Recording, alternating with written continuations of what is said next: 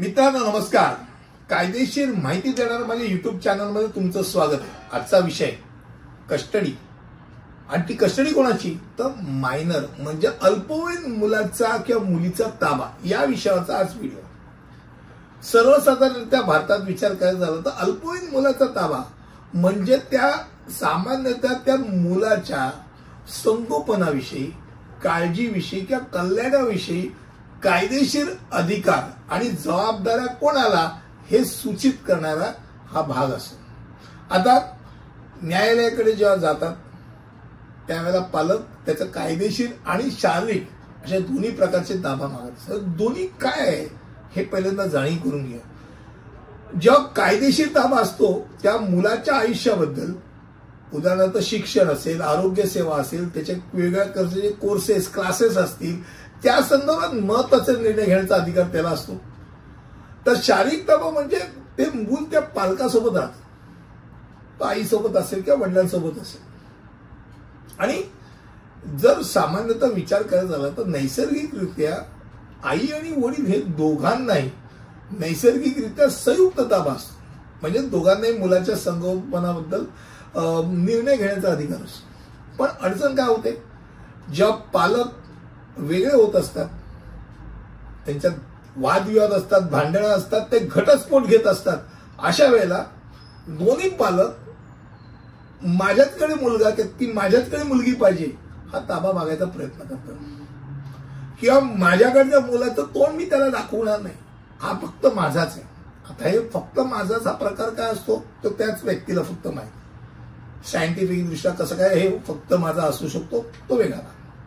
पण जेव्हा फक्त एकच पालक मुलाच्या संगोपनाच्या संदर्भात अधिकार आणि जबाबदारी मागायला सुरुवात करतो त्या बाकीचा जो दुसरा पालक असतो तो कुरकुर करणारच. आणि मग ते न्यायालयाकडे ते जातं, त्याला निर्णय घ्यावा लागतो. आता हिंदू अल्पसंख्याक आणि पालकत्व कायदा जो आहे तो सर्वसाधारणरित्या 5 वर्षापेक्षा कमी वयाचा मुलगा किंवा मुलगी असेल तर त्याचा ताबा आईकडे देतो, शारीरिक ताबा. 5 वर्षापेक्षा जास्त असेल आणि 18 वर्षाच्या खाली अर्थात त्या मुलाचा किंवा त्या मुलीचा ताबा, त्या मुलाचा कल कोणाकडे, आई आणि वडील या दोघांमध्ये एकूणच दोघांची आर्थिक परिस्थिती, संगोपनाविषयी त्यांच्या कल्पना, ते करू शकत असणारी त्यांची ताकद, सगळ्याचा विचार करून मग तो निर्णय घेत असतात. आईने ताबा गमावणे, अयोग्य मानणे किंवा मुलाने वडिलांसोबत राहण्याची पसंती व्यक्त करणे. आई समजा दोन त्याला पक्की दारू आहे, ती स्वतःला ताबा, तिचा स्वतःवर ताबा नसेल तर ती पोराला काय ताबा करते. किंवा ती कायमस्वरूपी सतत फॉरेनला पळत असेल की ती तिच्याच कामामध्ये एवढी व्यग्र आहे की तिला वेळच नाही. अशा वेळेला वडील कदाचित ताबा मागण्याचा प्रयत्न करू शकतात. आणि अशा विविध परिस्थिती असतात की ज्या याच्यात वडील पण ताबा मागत असतात. आता न्यायालय अनेक घटकांचा विचार करत असतो. ज्या स्थिर आणि सहाय्यक वातावरण प्रदान करणे, वडिलांच्या एकूण परिस्थिती कशी आहे, आर्थिक क्षमता काय आहे, त्याच्याबरोबर त्याला आता आई जर नसेल तर वडील त्याच्याकडे त्या वडिलांची त्यांची आई आहे का, म्हणजे कुठेतरी त्या मुलाला एक स्त्री संरक्षण आहे की नाही, हे सगळा भाग बघितला जातो.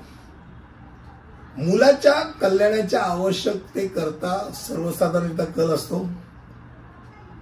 खास करून ज्या वेळेला आई वडील दोघेही मृत असतात किंवा अयोग्य असतात किंवा उदाहरणार्थ दोघांनाही जेल झाली, तर अशा वेळेला न्यायालय त्यानंतरच्या जवळच्या नातेवाईकाकडे, आजी आजोबा असेल, मामा मामी असेल, काका काकी असेल, इतर नातेवाईक असतील, अशा थोडेसे संबंधित पण लांबचे अशा नातेवाईकांकडे पण कस्टडी देऊ शकतात.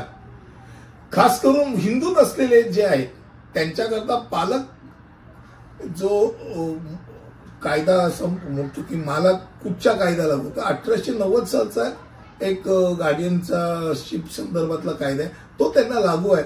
आणि अशा प्रकरणामध्ये साधारणतः जिथे कायदा शांत आहे, अपुरा आहे, अशा ठिकाणी कायदा मुलाला ज्या ठिकाणी त्याचा कल्याण कुठे आहे त्या विचार करून न्यायालय तो निर्णय देत असतो आणि अल्पवयीन मुलाचा ताबा त्या पालकाकडे, आई किंवा वडिलांकडे सुपूर्द करत असतो. विषय खूप मोठा आहे ऍक्च्युली. तसं बघायला गेलं तर मुलाचा विषय किंवा मुलीचा विषय त्याकरता अट्टासाने अनेक वेळा अगदी जिकिरीने लढाई केली जाते.